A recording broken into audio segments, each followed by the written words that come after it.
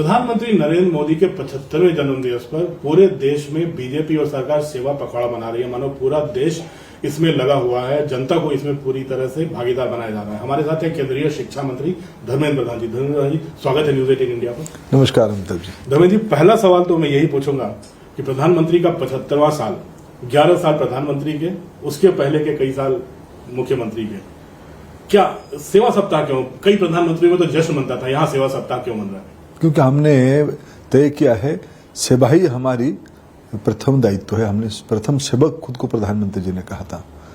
हमने ये तय किया था कि हम पंडित दीनदयाल उपाध्याय जी के आज जन्मदिन भी है, उनकी सब हम लोग अनुयायी है। एकात्म मार्गदर्शन में एक कल्याणकारी व्यवस्था की बात कही गई है, जिसलिए प्रधानमंत्री जी ने उसको 2012 के अनुवर्ष जब राष्ट्रीय अभियान में आए, उन्होंने कहा कि सबका साथ, सबका विकास, सबका विश्वास, सभी के लिए प्रयास। ये सब बिना सेवा के कैसे संभव होगा?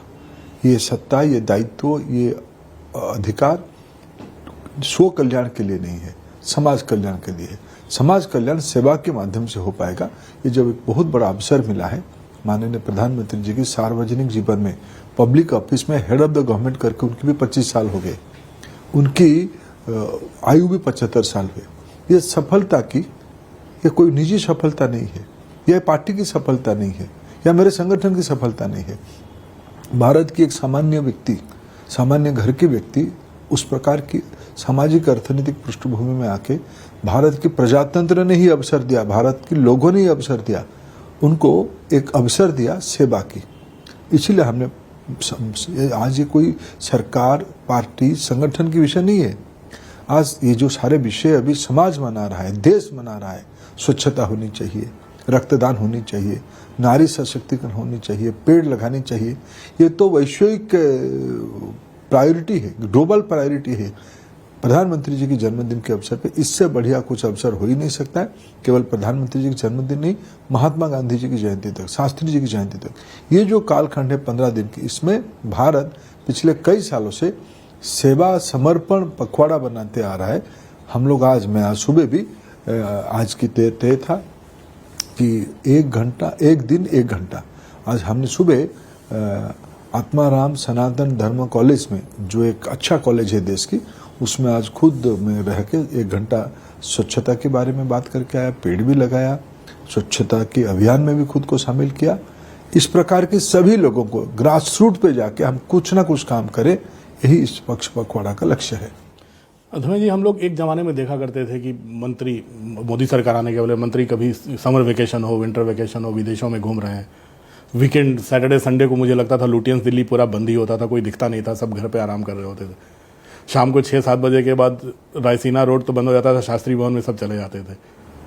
क्या बदलाव आया है दिल्ली में और क्या सीखा है आपने 11 सालों में? देखिए, शासन की पद्धति के प्रधानमंत्री जी ने देश की शासन प्रक्रिया में एक नई कार्य पद्धति लाई, नई प्रोसेस लाया, प्रायोरिटीज को बदला। वो खुद भी छुट्टी लिए और उन्होंने प्रेरित किया, कोई बाध्य नहीं किया, प्रेरित किया व्यवस्था को, वो अधिकारी हो या कर्मचारी हो या हम जैसे सामाजिक राजनीतिक कार्यकर्ता हो। जब खुद नेतृत्व एक मिसाल तय करता है, मिसाल खड़ा करता है, एक एग्जाम्पल बन जाता है, तब अपने आप में एक फिलोसॉफिकल एक इम्पैक्ट आता है, एक आध्यात्मिक इम्पैक्ट आता है। आज प्रधानमंत्री जी ने खुद की पराकाष्ठा से, परिश्रम से खुद को एक उदाहरण उन्होंने बनाया। इसीलिए देश सेवा जब प्रायोरिटी होती है, देश की लक्ष्य, देश की विकास जब प्रायोरिटी होती है, ये छुट्टी उसी में हो जाती है। फाइनली छुट्टी में क्या होती है? रिलैक्स तो होती है, मन को आनंद तो लाना पड़ता है। प्रधानमंत्री जी ने काम से ही आनंद, इसकी एक नई प्रक्रिया लाई। पहले भी था ये, आज उन्होंने उसको पुनः स्मृति करवाया, पुनः स्मरण करा के उसको स्थापित किया। ये हम लोगों के लिए एक पाथवे है। धर्मेंद्र जी, आप भी देखा जाए तो एक काफ़ी नीचे से जो ग्राइंडिंग होता है पार्टी का, उससे ऊपर आए कार्यकर्ता। आप पार्टी महासचिव भी रहे, आप युवा सांसद भी रहे, महासचिव भी रहे, पार्टी के संगठन में काम किया, कई राज्यों के प्रभारी रहे, आप केंद्रीय मंत्री हैं 11 साल से। धर्मेंद्र जी, इन तमाम दौर में आपने प्रधानमंत्री से कोई ऐसा वाकया है जो आपको लगा हो कि प्रधानमंत्री जी ने किया और मैं उससे सीख के उसको अपने जीवन में अपना रहा हूँ? देखिए, एक ही वाकया नहीं है, पूरा प्रधानमंत्री जी की हर पल हम जब मिलने का अवसर होता है या उनके बारे में पढ़ने की, जानने का अवसर होता है, हमको लगता है कि ये एक उत्प्रेरक व्यक्ति है, ये एक इंस्पायरिंग पर्सनालिटी है। मैं आपको एक घटना बताऊं, मैं एबीवीपी के काम उड़ीसा में कर रहा था, मैं वेस्टर्न पार्ट में प्रवास कर रहा था। 90s में हमारे नेता श्री मुरली मनोहर जोशी जी के नेतृत्व में एकता यात्रा देश में शुरू हुई। कश्मीर को देश के साथ जुड़े रखने के लिए श्यामा प्रसाद जी की बलिदान हुई थी। जोशी जी ने उस पीड़ा को और एक बार उठाई, उन्होंने एक बड़ा अभियान किया देश में। माननीय नरेंद्र मोदी जी, माननीय मुरली मनोहर जोशी जी की उस अभियान का प्रमुख संचालक थे। कलाहंडी जिले में छत्तीसगढ़, आज के छत्तीसगढ़ तब की मध्य प्रदेश और उड़ीसा की सीमा में माननीय जोशी जी की यात्रा पास थ्रू किया, वहीं उड़ीसा होके गया। मेरे कोई कार्यकर्ता ने उसकी कुछ दिन के बाद आके मिला कि साहब एक नेता आए थे हमारी, मैं उनके नाम भूल रहा हूँ, लेकिन उनकी इतनी अजोशी भाषण हुई, कि हम लोग सब प्रेरित हुए उसमें से। तब हमने पता किया किन की भाषण हुई, तब माननीय नरेंद्र मोदी जी की भाषण हुई। तब से पहली बार उनको हमने एक पब्लिक पर्सनैलिटी करके जानते थे, 3-4 साल पहले से 85 ऑनवर्ड से पढ़ते थे उनके बारे में, लेकिन उनकी पब्लिक लीडरशिप की एक का उदाहरण हमने देखा। बाद में मैं जो बिना मिले उनकी इम्पैक्ट में कह रहा हूँ, एक पूरी जिले में एक बक्कू करके एक छोटी सी गांव है, बड़ा सांस्कृतिक केंद्र है। हमारे वहाँ एक उस स्कूल की शताब्दी मनाई गई, हाई स्कूल की। मेरे को अतिथि करके बुलाया, मैं वहाँ गया तो लोगों ने कहा कि साहब यहाँ 77 में नरेंद्र मोदी जी यहाँ हमारे गांव में आए थे। मेरे को लगा कि ये कोई कहने के लिए कहते होंगे। वहाँ हमारे राष्ट्रीय स्वयंसेवक संघ के एक प्रचारक होते थे उन दिनों में, उनका वो गांव था श्री कृष्ण जगदेव जी का। तो मैंने उनको कहा, उन्होंने कहा हमारे यहाँ गांव में एक कैंप लगी थी, प्रधानमंत्री जी तब संघ के प्रचारक थे, इमरजेंसी के उपरांत उनको साहित्य संग्रह करके इतिहास, इमरजेंसी के इतिहास को, काला इतिहास को लिपिबद्ध करने के लिए उनको काम दिया गया था। वो उस काम पे घूम रहे थे, उसमें उड़ीसा पहुंचे। पूरी श्री जगन्नाथ जी के अन्य भक्त है, दर्शन करने के लिए गए। तो तब वहाँ सब लोग थे इस गांव में, कैंप के कारण कैंप में आए। वो गांव उनको इतना अच्छा लगा, रात को वहीं रुके। उन लोगों ने मेरे को बताया इस तालाब में उन्होंने स्नान किया। तो मेरे मन में एक जिज्ञासा था कि कभी मैं एक उचित समय देके मैं प्रधानमंत्री जी को कन्फर्म कराऊं। मैं कभी एक अवसर पे मैं प्रधानमंत्री जी को पूछा कि साहब मैं पूरी में उस गांव में गया था, तो उस गांव में लोग कहे कि आप उस गांव में रात गुजारे। बोला हाँ बिल्कुल। मेरे लिए आश्चर्य था, अमिताभ जी, जो तालाब की और स्कूल की अवस्थिति, ये सारे के बारे में उन्होंने मेरे को बताया कि स्कूल ऐसा है, उसके पास एक रोड है, रोड के नीचे तालाब है, तालाब का आकार ऐसा है। तो मैं स्तब्ध रहा कि शायद मैंने उनको पूछा 2015-16 के समय में, वो घटना था 77 का। कई दशकों के बाद भी व्यक्ति की प्रभाव छाप भारत के गांव तक भी है, जिले में भी है। यह प्रधानमंत्री जी की विलक्षण व्यक्तित्व का एक प्रतिफलन है, ये उनका अनन्य प्रतिभा की अधिकारी है।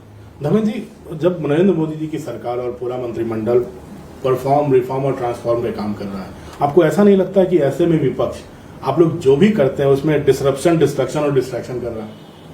देखिए, विपक्ष के पास कोई मुद्दा नहीं है, वो बैंकक्रप्ट हो चुके हैं। क्योंकि उनकी जो मूल एक पॉलिटिकल प्रोसेस में एक विचार होती है, एक आइडियोलॉजी होती है, एक पॉलिसी, कुछ पॉलिसी होते हैं, कुछ पॉलिसीज को प्रैक्टिस करने वाले प्रामाणिक लोग होते हैं। विपक्ष में बता, हम लोग लंबे समय विपक्ष में बैठ के आए। हमको श्यामा प्रसाद मुखर्जी, पंडित दीनदयाल उपाध्याय, श्री अटल बिहारी वाजपेयी, श्री लालकृष्ण आडवाणी, मुरली मनोहर जोशी, जगन्नाथ राव जोशी, ऐसे हमारी पक्ष के अनेक थे। समाजवादी आंदोलन में डॉक्टर लोहिया से लेकर अनेक लोग थे। साम्यवादी कम्युनिस्ट आंदोलन में भी बहुत बड़े बड़े व्यक्तित्व है। कांग्रेस में भी ऐसे बहुत बड़े बड़े व्यक्तित्व थे। लेकिन धीरे धीरे कांग्रेस में जो परिवारवाद की हिमक लगी, इसको इतना खोखला बनाया, अभी ना कोई विचार है, ना कोई नीति है। नेतृत्व सामंतवादी परिवार के पास है, अहंकारी परिवार के पास है, उस पार्टी में और नई सोचने की ताकत नहीं बची है। और उनके साथ जो कुनबा जुड़ा है वो भी परिवारवादी है। यूपी में देखिए, तमिलनाडु में देखिए, बिहार में देखिए, महाराष्ट्र में देखिए, कुछ बड़े घरानों की, कुछ बच्चों की एक क्लब है आज विपक्ष की समूह। उनको हमें कोई अपेक्षा नहीं है, उनको जैसे करनी उनको ऐसे भी भरनी। इसीलिए देश की जनता ने निरंतर एनडीए और प्रधानमंत्री नरेंद्र मोदी जी के ऊपर बार बार आस्था प्रकट कर रही है। नेपो किड्स की जो चर्चा चल रही है अभी, मनीष तिवारी, कांग्रेस के अंदर ही सवाल उठने लगे हैं, लेकिन ऐसी आवाजें दबा दी जा रही है। देखिए, ये तो पहले से भी है। मैंने जो कहा कि इस पार्टी की, देखो, भारत की चीजों को प्रतिक्रिया करने के लिए अपना पद्धति है। भारत प्रजातंत्र की पुजारी है। भारत अभी नहीं, सदियों से भारत प्रजातंत्र की पुजारी है। हम प्रजातंत्र में अपना मत को जब अवसर आता है स्पष्ट रूप में देते हैं। ये निपो क्लब होने के कारण उनको जनता ने निरंतर अस्वीकार किया है। स्वाभाविक उनकी पार्टी में जो विवेकवान लोग होंगे उनके अंदर चर्चा तो करेंगे ही। नेता विपक्ष राहुल गांधी जी कहते हैं कि देश के युवा छात्र जेन जेड जिसे कहते हैं, जेन जी लोकतंत्र की रक्षा करेंगे और वो उनके साथ हमेशा खड़े हैं। वो जेन जी से सपोर्ट मांग रहे हैं। उनको लग रहा है कि बाकी देशों में जो हुआ भारत में भी कर गुजरेंगे। देखिए, भारत की एक प्रक्रिया थोड़ा अलग है। भारत एक प्रजातांत्रिक देश है। भारत को सदियों से सही गलत ध्यान में आता है।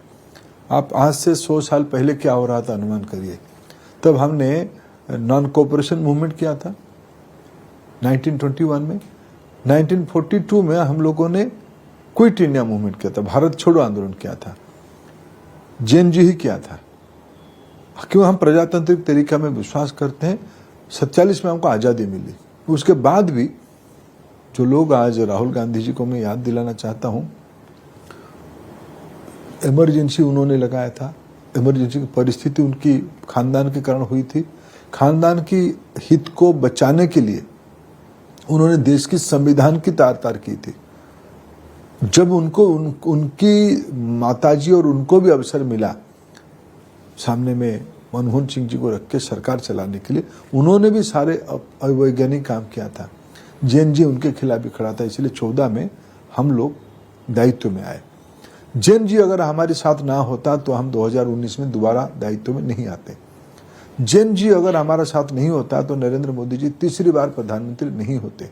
एनडीए की इतना विशाल नेतृत्व, लगभग देश के 75% हिस्से में सेवा के अवसर ना मिलता। ये परिवारवादी लोग, ये क्लब है, उनकी फैमिली क्लब है। दिल्ली में एक बड़ा क्लब है, उनकी जो फ्रेंचाइजी छोटे छोटे क्लब अन्य राज्यों में है।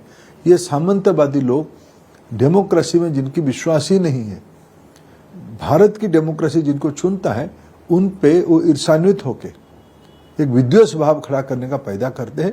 समाज इनको, इस प्रकार की मौका परस्तों को, इस प्रकार की दिवालिया लोगों को समाज पहचानता है। अब वो बिहार जाकर वो कांग्रेस वर्किंग कमेटी की बैठक कर रहे हैं। बिहार अभी तक उनको ध्यान में नहीं आया था। चुनाव के पहले CWC चल रही है, बिहार में मैनिफेस्टो रिलीज हो रहा है। जिन सहयोगियों के साथ काम कर रहे थे, लगता है सीट शेयरिंग, उनके साथ भी बातचीत नहीं। तो क्या फिर से ये कांग्रेस उठने की कोशिश कर रही है क्या राहुल गांधी जी? देखो, प्रजातंत्र में सबको कोशिश करनी चाहिए और मैं कहूंगा राहुल गांधी जी के नेतृत्व में ही कांग्रेस कोशिश करनी चाहिए। हमारी काम थोड़ा आसान रहेगा। आप बिहार के प्रभारी रहे हैं, बिहार को आप काफ़ी समझते हैं धर्मेंद्र जी।